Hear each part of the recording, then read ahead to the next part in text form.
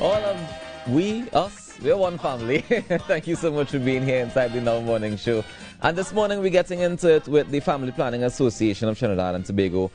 This morning we have Kimberly Gilbert, the Champ Youth Officer from FPAT.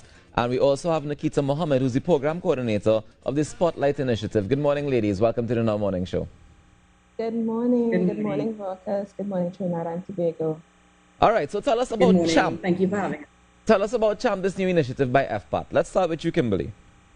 Sure. So Champ actually is not a new initiative by FPAT. We would have done Champ probably about a decade ago. Okay. What we're doing now is we have edited and integrated a gender-based violence element to Champ and have it focus more also on communication within families in an effort to reduce violence within that family. And we're talking all forms of violence, right? So we're doing this across 3 communities: Tobago, Rio Claro Mayaro, and Tunapuna. And our objective really is just to reduce those rates and incidences of family violence. And it's a very interactive project. Has there been an increase in gender-based violence among the clients that you guys serve in the pandemic?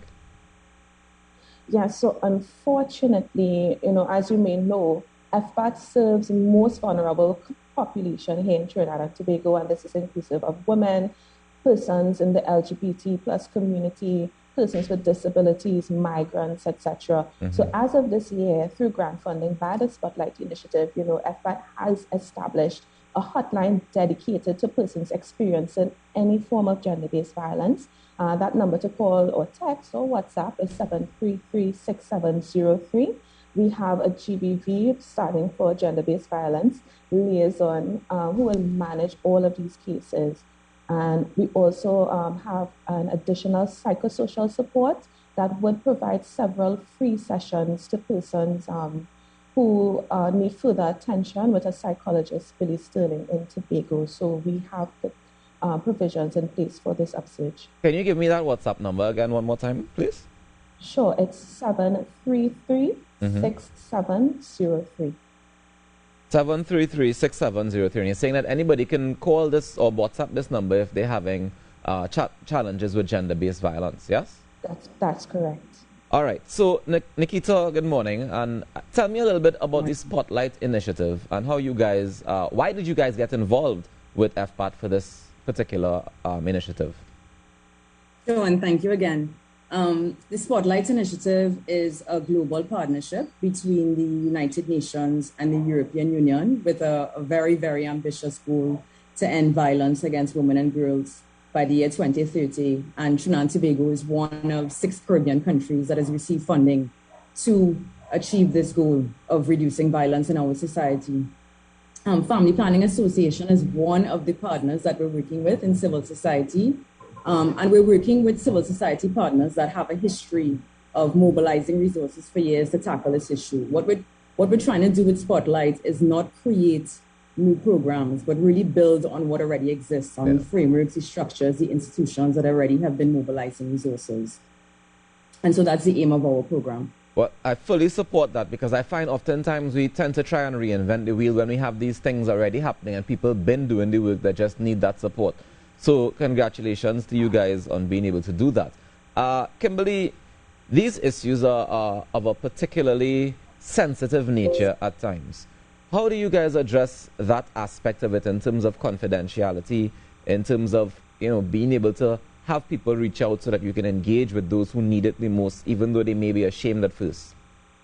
Sure. So we have trained our Champ ambassadors or facilitators on how to create not just a safe space, but a brave space for families to engage in the activities that we've developed through the facilitation guide. We do have a protocol in place should a member of our donor organization or even an FPAT staff wishes to enter that space. So participants, they would have to be notified. They would also have to say when best that donor or a staff member can come into the space because it's their space and they will own that space, and we have to respect that. Sessions will not be recorded. I know a lot of Zoom meetings, a lot of things we like to record sessions, but of this nature, because it's such a sensitive topic, We want to encourage persons to share so that they can get the help that they need. So we will not be recording the sessions. Our facilitation guide, developed by Sharon Motley, it is adapted to online setting. So all the activities would be using various platforms that they can use, and each session has a number of activities to keep the families engaged. We've also, each session has a segment where the families will be separated into two groups. We have the parent caregiver group and the youth group. And we're hoping that in those segments, we're able to pull a lot more out of them and they feel more comfortable to share. All right. So this is open to anybody who wants to be a part of it. Tell me how they can be a part of it. Sure. So they can go to our website, ttfpa.org, scroll all the way down, and you will see the call for participants. You can click on there. You'll also get more information regarding CHAMP, and there's a link to the application form. In a quick fix, you can call or WhatsApp 710-6526. That's 710-6526 to be able to reach us. Also, our Instagram at ttfpa_TT, and find us on Facebook, Family Planning Association Trinidad and Tobago. All of these avenues would take you to be able to do an application. Now, Nikita, I know oftentimes when people or agencies are funding situations like this, or funding organizations, or assisting to fund organizations, we have to keep track and measure success. How do you guys plan to measure the success of the CHAMP initiative? That question for me or Kimberly? For you, Nikita, because I imagine that as the funder, you have a particular interest in making sure that the money is used for what it needs to be used for and it reaches the widest possible audience, not so?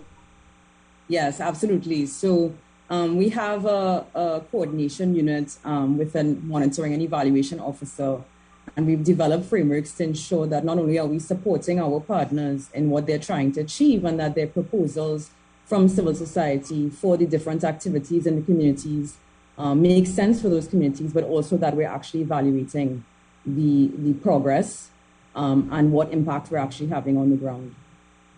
And is there a measure that you say, all right, this is, if we reach this amount of people, or we have this amount of responses, then we know we're doing what we set out to do? Is there a goal? Well, it's not just about, how many people we reach. It's also about whether there's a change, right? So, right.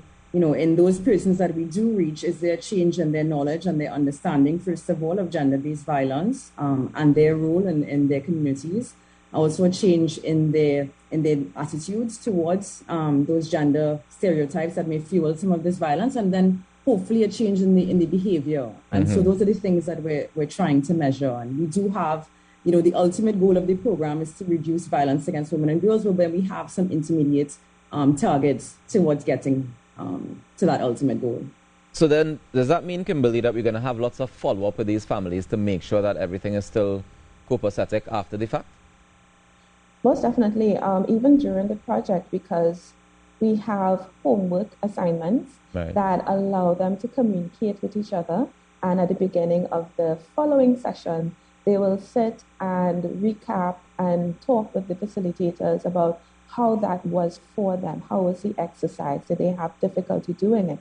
And, it's an open space where all families would share. So we also have mechanisms following the M&E model framework by the consultant that we would have hired as well, that will track not only what the families have been learning, also the families can assess the facilitators and how they interact with them. So we're trying to cover it on all bases to ensure that we really have the behavior change that we're looking for. All right. Forgive me if I missed it, but how long is the program running for? About 10 weeks. Okay. All right. I think and that's definitely... the Spotlight program overall is a 3-year program. Ah, okay. So are there any other agencies that you guys are working with in the Spotlight program? Absolutely. So we're working with a number of different civil society partners, including Coalition Against Domestic Violence, Employers Consultative Association, National Trade Union Center, Indigenous Creative Arts Network. I can name a number of groups, Trinidad and Tobago, a number of organizations that have been working on this issue of family violence and domestic violence. We're also working very, very closely with the private sector and government We have a number of government stakeholders, including the Office of the Prime Minister, Gender and Child Affairs Division, Ministry of Planning and Development, Ministry of Social Development, local government, Tobago House of Assembly, etc. So that's part of the success and hopefully the success of the program, having those partnerships across society. To be able to maximize the reach. Well, ladies, I want to wish you all the best on this initiative. I know that it's going to be hopefully effective, because we definitely need it here in TNT. And I want to thank you guys for joining us this morning to share the information. And if you guys want more information out there, Trinidad and Tobago, give them a call, 710-6526, or you can head across to the website, ttfpa.org, and you can scroll all the way down and get the information on CHAMP Initiative. Thank you so much, Nikita Mohammed, Program Coordinator of the Spotlight Initiative, and Kimberly Gilbert, the CHAMP Youth Officer at Family Planning Association of Trinidad and Tobago.